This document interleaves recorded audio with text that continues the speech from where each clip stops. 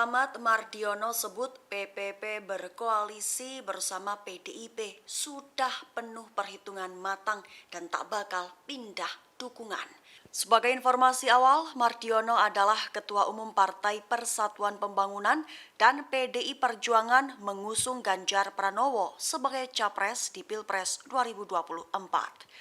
Dikutip dari tribunnews.com pada 23 Agustus, Mardiono menyebut pihaknya sudah penuh dengan perhitungan yang matang untuk gabung ke PDI Perjuangan.